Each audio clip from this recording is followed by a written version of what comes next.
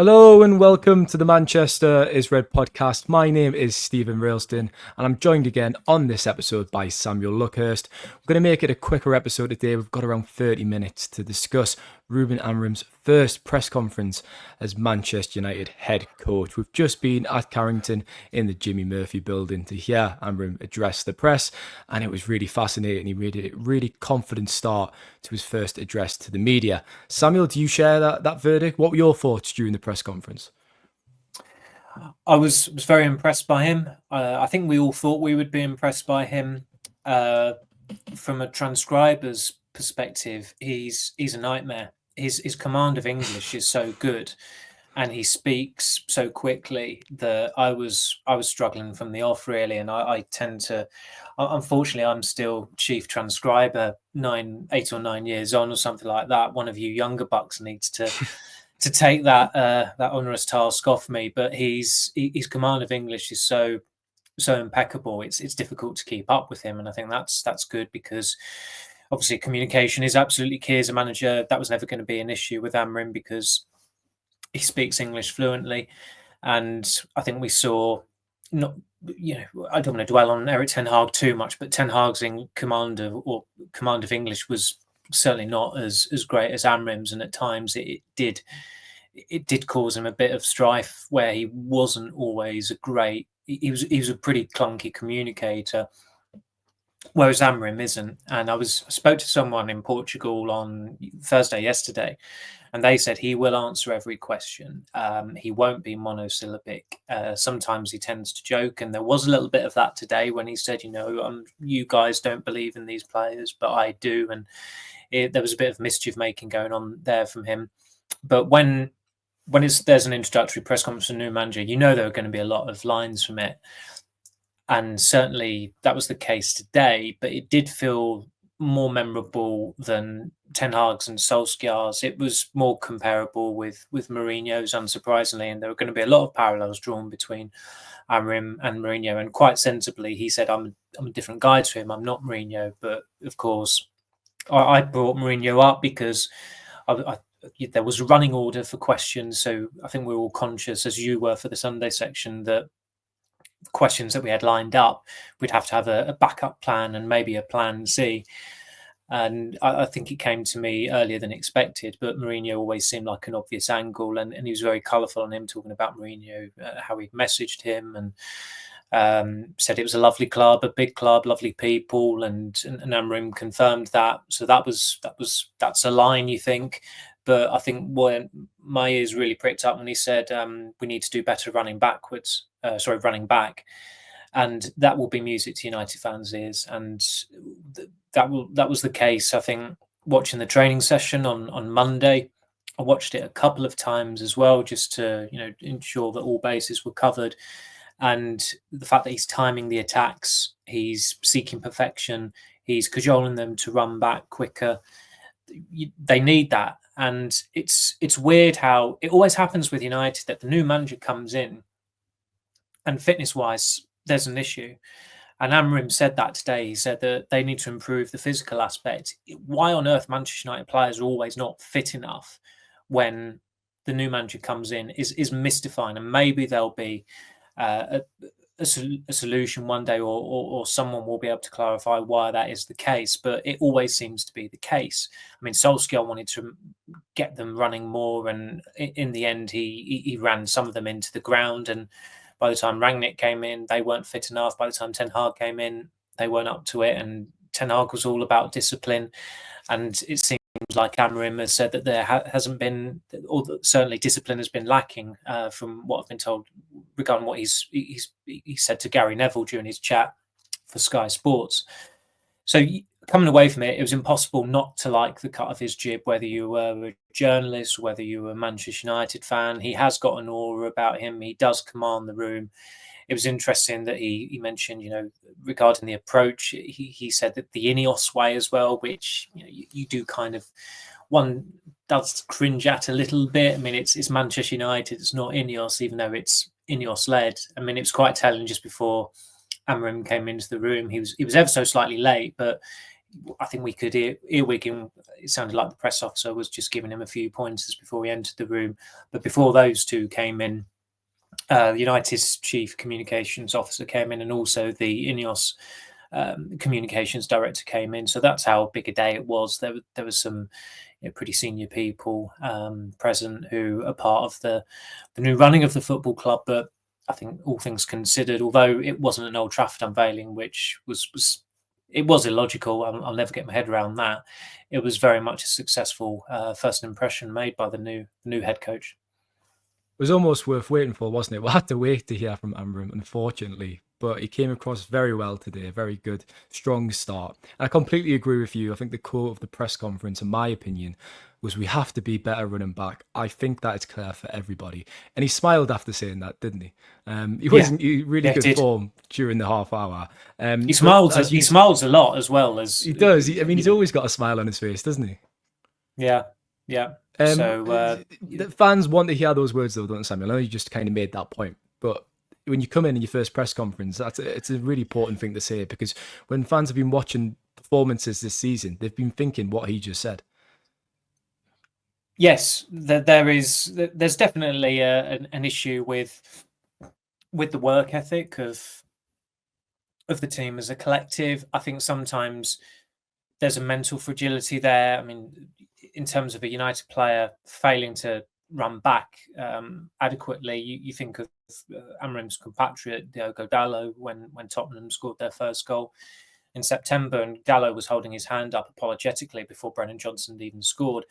I think, in fairness to Dalot, he has been overplayed, and I think I'm not excusing his poor defending at that point, but sometimes things like that happen. I think Gary Neville said it about Scott McTominay when he got some stick last year for not sprinting back against Bayern Munich when he lost the ball on the edge of their area. That, the mentality of the team, and we keep saying this when a new manager comes in, it's not right. And it did. I think Ten Hag, in fairness to him, he did improve the mentality a hell of a lot, to the point that halfway through his first season, it felt like United were City's equals after they beat them in the January derby at Old Trafford, and they drew level on points with them. But then they couldn't sustain that. They drew their next game against Crystal Palace, and then they lost a few days later against Arsenal by another late goal. But the scoreline really flattered them that day. I thought Arsenal were well ahead of United. But it's not a surprise that you hear Amorim say, the players, they'll, if you ask them to play in goal, they'll play in goal. And you expect to hear that, but some of those players shouldn't be surviving that culture. Like, I'll play anywhere with you. I'll play anywhere for this guy. Under the previous guy, they were probably biding their time until he got sacked. You can't tolerate that. And so I hope Amorim is as hardline as Ten Hag at times, because Ten Hag did discipline players. He saw off Cristiano Ronaldo after he abandoned all tenets of professionalism. He saw off Jadon Sancho over his disgraceful behaviour, really, accusing the manager of lying publicly. And he read Marcus Rashford, the Riot Act, a couple of times as well. And I think Rashford will probably be scrutinised a lot more, or probably the most, of all the United players under Amorim. But then again, Rashford does have form for bedazzling a new coach and catching fire when a new manager comes in. And whether United see through that or not, who knows? But it's that's a whole separate issue with Rashford. But it's reassuring, as I said, from watching the training footage, speaking, asking a question of Amorim today, and hearing him, it just confirmed again that United have done well to hire a coach who has unified the fan base, and he's a coach who is completely worthy of the role as well. I mean, Ole Gunnar Solskjaer unified the fan base, but he was essentially a substitute teacher as well, and someone, Ed Woodward decided he should be made permanent manager a few months into his caretaker reign. But Amorim, I think he ticks most of the boxes, and of all the options they could have gone for, and they had to go for someone who was not just unattached. I think that would have been a mistake if they were looking at that market, and it was a concern briefly. But fortunately, where Amorim's release clause was quite frugal, they've settled upon someone who I think is a really good choice. But to quote someone at United this week, they said, "I don't want to be too positive," because they've seen this before, where a new manager comes in, everyone likes the cut of his jib, everyone likes the look of the training sessions. The players are energetic, they're enthused by this new guy, and then come the first game, it goes south. It did under Van Gaal, it did under Ten Hag. Hopefully for United and Amorim, it won't at Portman Road on Sunday. We've talked about Amorim always having a smile on his face, and he just seems in high spirits all the time. But I mean, he warned in the second section, which is obviously embargoed, Saturday night at 10:30, discussed that he does have ruthless side, that he's not a soft touch, and he'll need to have that element of his management with this squad. It's also worth discussing the question about recruitment, Samuel. I thought that was another big line from the press conference. Of course, he said we'll have to improve the process on recruitment, the data, the profile of the players we want. But I have to have a strong position on that because I am the coach. Really interesting, again, those quotes, wasn't it? Really that. Well, the fact that he said the final word, that was his quote. He essentially should have the final word on a signing. And it will be fascinating to see how that plays out because... He kind of backtracked though, didn't he? He said, sorry to interrupt. He did a little bit. Well, not the final word, but basically the final word. He said that, didn't he? Yeah, it was worth going back to it because he was asked for clarification and he did ever so slightly row back, but he was then carrying on regardless. And I get that, and I think most coaches, they will have. There are exceptions. I mean, I don't think Klopp was in favour of signing Mohamed Salah. I think that's probably the most famous case, and that it was Michael Edwards who really pushed for that deal in 2017, and look how wonderfully that's worked out for Liverpool.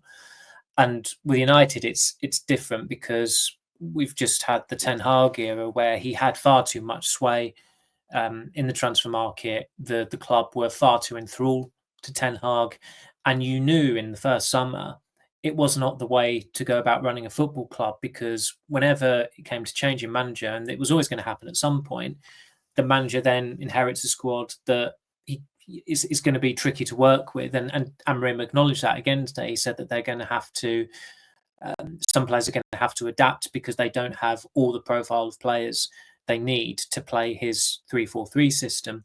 And we knew that anyway, because although you can see some players fitting in, you look at other players and you think, no, they're just not suited to this, and it's probably best to cut loose of them next year. I mean, even Joshua Zirkzee, speaking to someone, they said, well, given that he likes to drop off, maybe there's a future for him as one of the two behind the striker. But if Man United want to go anywhere, they can't have one of the two playmakers being Joshua Zirkzee. They've just got to acknowledge, and I think some have at the club, that they've got to cut their losses of him next year, because they will need a goal scorer. They will need a striker, because that's what Amorim had at Sporting. That's what his formation requires.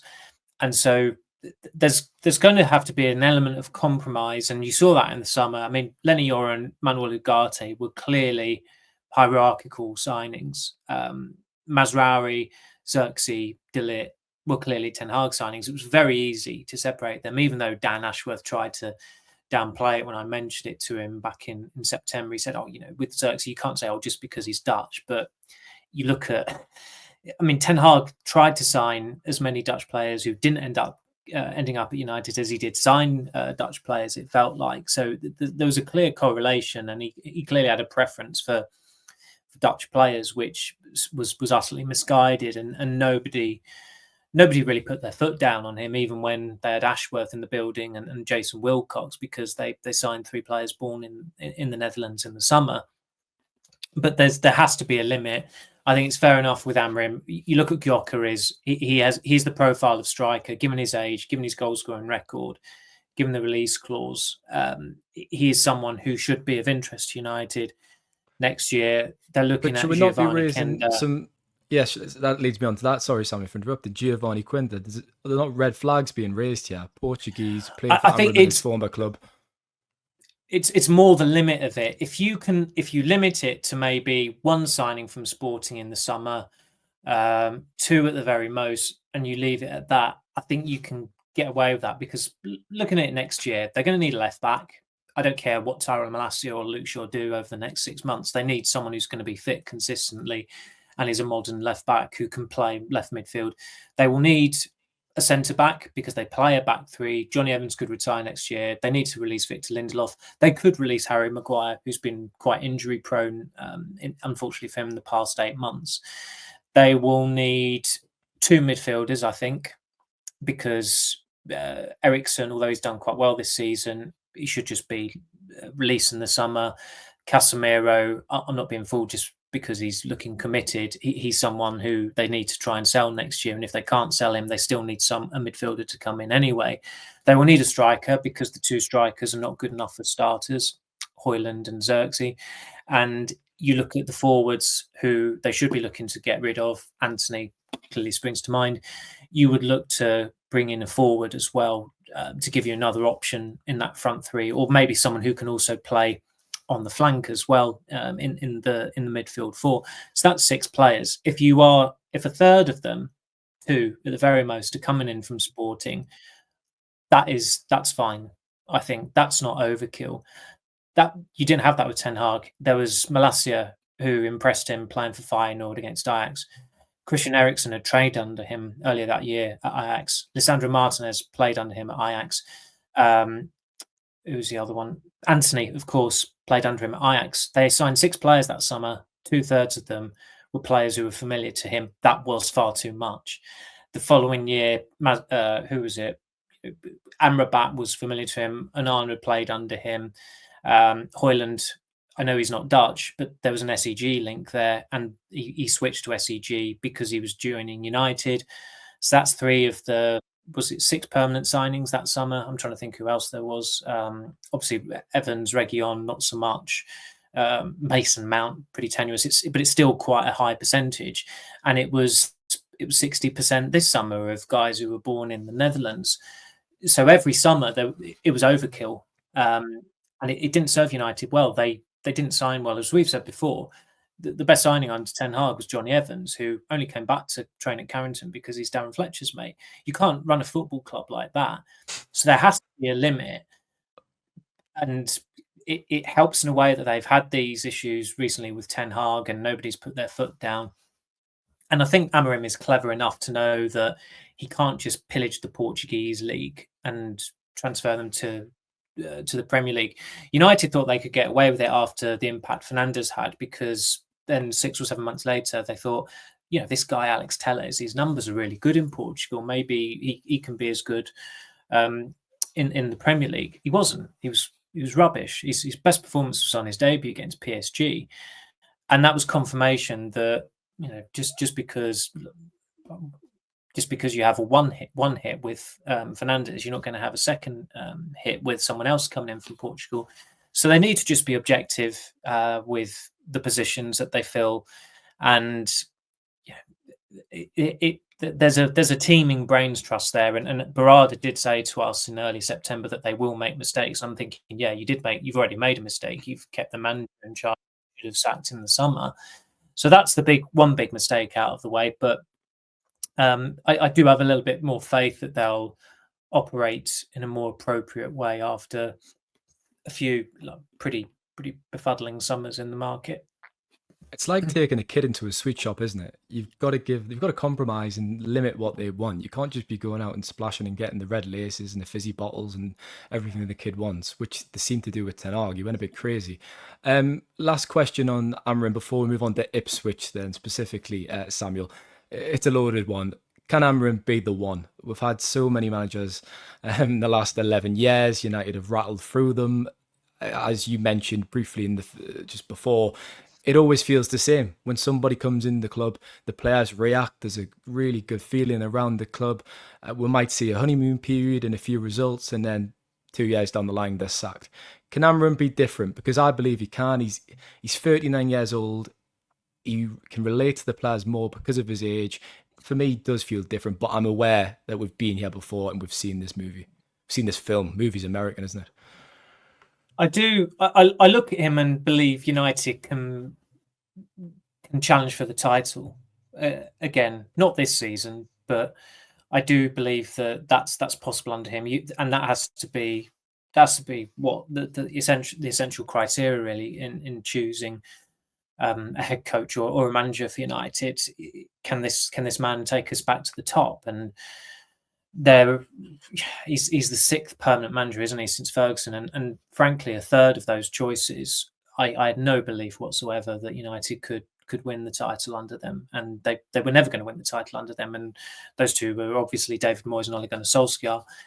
With Louis van Gaal, again with Van Gaal, I think a lot of people like the cut of his jib and he was a personality, but there were caveats to hiring someone who hadn't really managed or coached at an elite level for probably 3 years, I think it was, or just over 3 years. I think he was sacked by Bayern Munich in early 2011 and, of course, took over at United in summer 2014.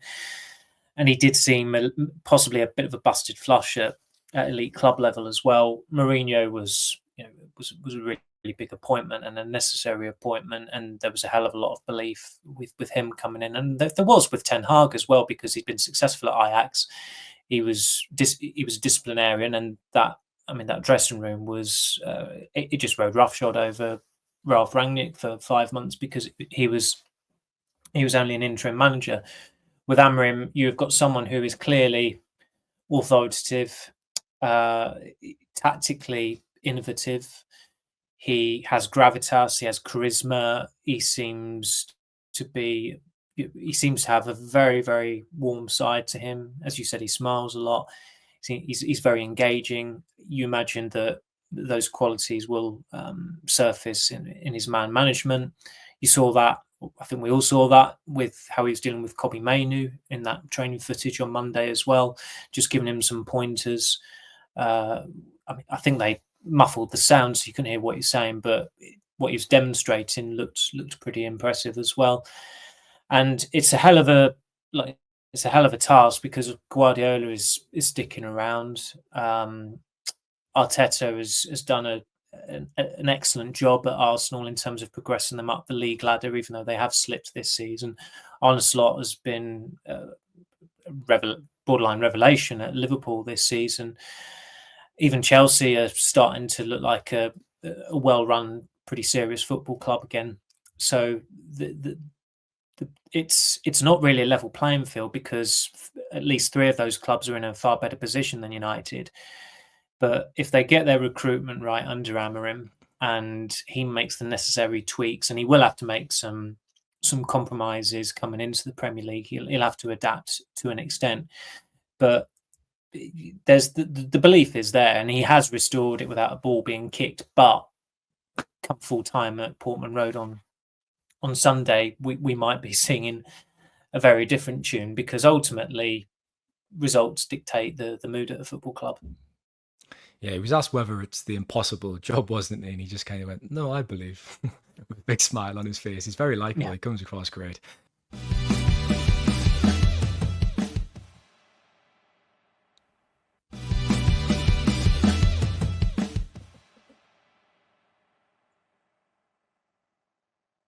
Look, Ipswich Town on Sunday afternoon down at Portman Road, as you've said, after the international break. It's going to be fascinating. We've kind of debated it since Amorim's appointment was confirmed, what his first lineup might look like because of his 3-4-3 formation. We're finally going to find out in 2 days' time. It's probably going to be the most anticipated team news since the 2021 Europa League final. Would you agree with that? Wow, that is. I used that in a piece today. That is very niche. Jesus. I really thought about it, and because Harry Maguire, his fitness was such a big thing leading up to that game, though, wasn't it? Was there any contentious points leading up to that final? I had a think. Well, in the Europa League final, everyone knew it was going to be Bailly and Lindelof. I think where Solskjaer cocked up was that he because he was a soft touch, he didn't drop Rashford. Paul Pogba had been playing really well on the run-in on the left, but then he went back into midfield with Scott McTominay because Fred wasn't deemed fully fit to start. And so it was Rashford who had his worst performance it's one of the worst performances I've seen at a game, in fact. He started when he shouldn't have started. Cavani up front, Fernandes behind him, Greenwood on the right. But really, one of those forwards, Rashford, should have been dropped, but Solskjaer didn't have the courage to do it. And then he didn't have the courage to actually take him off during the whole game whatsoever, even though he looked could put Rashford physically that night as well. But the cup final in May, we were discussing it before. Would he go with a striker or not? He didn't. He went with a false nine with Fernandes. Dropping Casemiro was quite a big call, but Amrabat was brilliant that day. So there were two big calls in that, and of course that was a cup final against Manchester City, and salvaging their season hinged on it, and of course they did that. So Ipswich on Sunday, who would make your team? Who would be out of the team? I mean, there is a few contentions points. We don't know the team news, do we, this week? Well, yes, but who would you prefer? Exactly, that's why it's so fascinating, I guess. I mean, Kobbie Mainoo returned to training on Monday. Marcus Rashford's been out in America with Casemiro. I don't agree with Gary Neville's comments on that. I'm not sure what your stance is. Probably we'll get into that on another episode. But there's a thought that Rashford could perhaps lead the line. Højlund struggled again during the international break. How would your team look, Samuel? I've not had the chance to look at your panel team yet that we select ahead of the match. Well, I've not done my panel team yet. Thank you for That's another thing me. to do. Yeah, another thing to box off. I wouldn't start Højlund or Xerxes. Højlund's not scored in 12 games for Denmark. He's got 2 in 11 games this season for United, and I think he's not regressed, because I can't remember him playing this badly for United last season. He's not even getting chances now, whereas last season, before he broke his duck in the league on Boxing Day, he was getting chances in games. He just wasn't taking them. But now he just doesn't seem to know where to be. He has no presence. He looks like a boy against men, whoever the centre-backs are that he's coming up against. And that's a real concern when United needs someone who's going to be fit and firing, whatever the formation. But certainly under Amorim now, it's imperative that they start climbing up the league table to give themselves as good a chance as possible of finishing in the top 4. They're only 4 points off third, which feels like a trick of the mind. But of course, team news or injury news was never going to crop up at his press conference today. But assuming Martinez is injured, isn't he? I know. Martinez he did play for Argentina's squad. Lindelof limped off for Sweden. Harry Maguire's recovering from a muscle injury. So there seems to be some question marks around the centre of defence, which of course will quickly end on Lenny Yoro, Samuel, because he could potentially make his debut for the club in a competitive fixture, and that would be really exciting. Yeah, in that case, it would be Yoro. I think Yoro should start regardless, but Yoro, De Ligt and Evans. I mean, you've got the option of Luke Shaw to play at centre-back, which he is where he's played very well in a duo and a trio. But I would probably still stick with... I think the tricky one is on the flanks, because you don't want to be too gung-ho and you don't want to be too cautious. And I've spoken before about that balance that Conte mastered with Chelsea of Marcus Alonso and Victor Moses, where one was a winger, one was a wing back, and that was absolutely ideal for them. And I think Dalot and Mazraoui is too cautious. Mazraoui started to look a bit more confident in the final third, and he got an assist against Leicester, of course, recently. Dallow's not had a good season, but he is durable and he's always available. And Amorim did an interview with Sky Sports, Samuel, and I only just saw the quote because Rich tweeted it before we recorded, but he suggested that he is going to play full-backs in the wing-back roles because it's easier to teach them those positions than to shoehorn wingers there. I hadn't actually saw that until we were literally coming on. Yeah, well, I mean, that's pretty illuminating, because we've been trying to predict what he would do with them, and I was looking at Ahmad as one of those possibilities, and then you saw the team training session on Monday, and Ahmad was one of the two behind the strikers, so maybe Amorim sees him as one of those two playmakers going forward. But I still think that there's maybe scope for him to play one of the wide positions. I mean, Giovanni Kender, the kid that United are looking at sporting, he's left-footed, but he plays on the right. So it might not even necessarily be a right footer on the right wing and a left footer on the left wing. So looking ahead this weekend, given Amorim said that, I suspect he'll probably go with Mazraoui and Dalot. I mean, what has been interesting about United's handling of the media side this week is obviously they put out the training footage on Monday. I don't think there's been a peep from them since that day. And of course, since then, you've had loads of internationals come back. They'll have had 2 or 3 more team training sessions. They'll have another one tomorrow. So clearly now they're keeping their cards close to their chest. And it is, everybody will be anticipating that team on Sunday for several reasons. But I think, I would like to see Ahmad start. So I'd probably have Ahmad on the left and Mazraoui on the right, but I know that's not going to happen. Yeah, I think Ahmad has to start. I agree with that. Go with Mainu and Ugarte in midfield. Set out your stall. You're not going to be starting Casemiro every week. He knows Ugarte. Fernandes and Garnacho behind Rashford for me. And I know Rashford's not a striker, but I think they need to have. I think they need to trial him there, because I just don't have the faith. I don't have a great deal of faith in Rashford as a striker, but he's not played there this season. And having watched Højlund and Xerxes there this season, I think they do need to maybe try and change it up there. Yeah, they've been very blunt, haven't they, unfortunately, in attack. Well, we'll leave it there, Samuel. We've not had much time today. We've got a long journey ahead of ourselves on Sunday morning to Ipswich. Thanks for your time as usual, and I'll catch you then. Yes, we'll look forward to it. See you on Sunday morning. And thanks to listeners. We'll be back on Monday to review the game. Take care.